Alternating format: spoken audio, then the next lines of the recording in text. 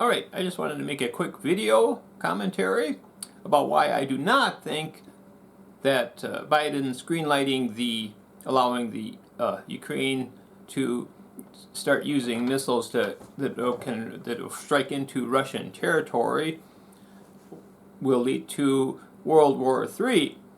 Now, I'm not saying I agree with it, and I'm not saying I approve. I instead disapprove, because I think it will make it more likely that things could escalate to World War III and global thermonuclear war, and we should do everything we can to lower the likelihood of that happening. So I do agree it is problematic that Biden administration has agreed to allow Zelensky in Ukraine to use these missiles to strike into Russia. That is wrong. I disapprove. But, however, I don't think that it increases the likelihood enough to make it probable for the World War III for that approval to lead to World War III. And so that's why I'm going to make this commentary, because I'm seeing all sorts of Chicken Littles saying the sky is falling and acting as though this will make it certain that World War III is going to happen due to this it's the 17th. The 17th today. January 17th, November 17th, 2024. This is the day that Biden approved the measure. So why do I not think that this will lead to escalation in World War III? Well, I'm basing that on both a video by RT and the Washington Post. So now I know some may think that both are biased, but in opposite ways. So RT would think would be biased in favor of the Russian narrative, and the Washington Post would be biased in favor of the Democratic Party and their pro-Ukrainian narrative. So I think it's kind of balanced, because I read the Washington Post article and watched the RT video on the matter, and so this is what I'm basing my opinion on after watching and reading both media sources. So I've come to the conclusion found the evidence that here's the case. These are just these ATACMs. That's pronounced ATACMs. They are highly advanced missiles, but they have limited range, and so they're only going to be able to reach into the Kursk region of Russia that is currently occupied by Ukrainian forces.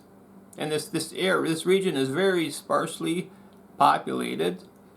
It is basically wilderness, and Russia has already pulled out 90% of their tactical military equipment and facilities that would be damaged most heavily by these type of missiles that now will be able to reach into there. So Russia has pulled out most of that kind of equipment, because these missiles they're not gonna have much impact on, say, troop movements of the Russian soldiers and now North Korean soldiers, because these are supposed to cause a lot of damage in a fairly small area. So they're going to cause damage to facilities and equipment that are such as launching pads for drones and airports or whatever, airplanes, also large military facilities, other infrastructure. But this is wilderness out here. So I'm kind of half joking. I'd say that the Nature Conservancy should join all the opponents of this measure by the Biden administration, because that's what's going to be damaged is the wilderness, the forest mainly. And so, I think when you're watching and listening to the RT video, there's a lot of words like could, may, but there's nothing of will. That by that I mean Putin is saying that what could happen, what may happen in response to such an approval as what was done today could lead to, I'm trying to remember what exactly he said, something about appropriate response. So, Putin, he's pretty smart. Now, they're on the verge of winning this war against Ukraine. So why would they, if he's out, it's almost there. They've almost got it won. So is he gonna jeopardize all that by escalating this against say, like by either like dropping a nuke on Kiev or directly dropping ordnance on NATO troops in Poland, and they're drawing a direct, full, total war against NATO and escalating that to World War III, just because Ukraine fires a few missiles into the wilderness of the Kursk region of Russia? I don't think so. I don't think that's going to happen. That would jeopardize everything. Putin is not stupid.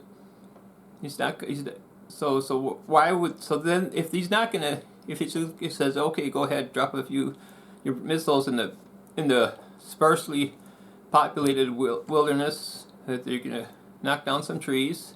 Hopefully the wildlife will be able to not be around when that happens. And so he's not going to jeopardize they're on the cusp of this long war. They're finally on the cusp of winning. You're not going to jeopardize that by responding to a few missiles dropped in the wilderness. And then I say a few because that's another thing mentioned in the Washington Post article, is that they have Ukraine currently has a very limited number of these ATACM missiles, and the U.S. we don't have that many either. We have more, but we can't give them many more without jeopardizing our own readiness in the event of whatever defensive measures that we need to take for whatever the Defense Department needs those missiles for. So I'm thinking that Biden just said, okay, Zelensky, if this will just get you to stop your tantrums, by the time you use up all the missiles, they're going to be the Ukraine wars. Trump will be in office. A peace agreement will be reached, and it's there's not going to be even be any war left for them to request any more missiles to fight, and then finally we'll realize that Putin and the Kremlin have no designs on the rest of Europe. That this is all for nothing. All these warmongers in the West we will realize they were it was all for nothing, really. I mean, peace could have been reached back in April of 2022 when there's peace talks going on the verge of reaching peace between Ukraine and Russia, between Zelensky and Putin, but Boris Johnson flew in as the messenger boy for NATO and scuttled the peace talks, basically ordering Zelensky not to agree to any peace agreement. So then, as a result of that, hundreds of thousands of people senselessly died, and all for what? For nothing. I mean, it should be noted that Putin has embraced Russian Orthodox Christianity as basically the religion of Russia. That should tell you something. That should tell you that the era of the Soviet Union is over. Putin just has no desire to return to the Marxist-Leninist, imperialist ideology, because Marxism, Leninism despises the Russian Orthodox Christian Church. So the fact that they are completely embraced, Russia has completely embraced Russian Orthodox Christianity should tell you that the Marxist-Leninist Soviet Union has been abandoned. There's no goal to bring that back. That is, and so there's no designs on the part of Putin or anybody else in the Russian government to go after Poland or any other European nation. When Putin is given his interviews talking about the Ukraine war, he talks about Russian history, not the Soviet Union history. That's important. And Poland has never been part of Russia. It is a separate. It's considered separate. The Russian people acknowledge that. There's no support among the Russian people for invading and taking over Poland or any other Western European country. There's no designs on them. There's no support for it. So, these ATACM missiles, Ukraine may use them, but I do not foresee any likelihood whatsoever that Putin will see this as a sufficient escalation for him to go off the handle and start firing missiles directly at NATO troops in Poland or anywhere, or any other European countries. That sort of thing would, I think almost certainly would lead to World War III if that happened, and Putin knows that. So he does not want that. He wants to get this war over with, and he's going to say, that's it, that's enough. If you want to go ahead and drop some missiles in the northern boreal forests, well, okay, go ahead. It's not going to do anything. It's not going to change anything. Ukraine's lost. They're done for. Everybody knows it. And peace is going to be reached.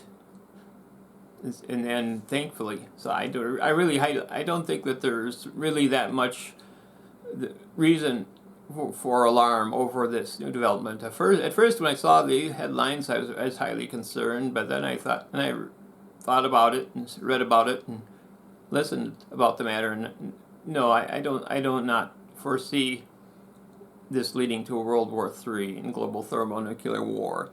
I'm hopeful now that by the time Trump gets in office, Zelensky will finally be ready for a peace agreement with Putin and Russia, and finally we'll have peace there.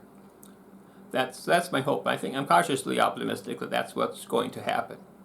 All right, I guess that's all I have to say for now. If you're still watching, thanks for watching.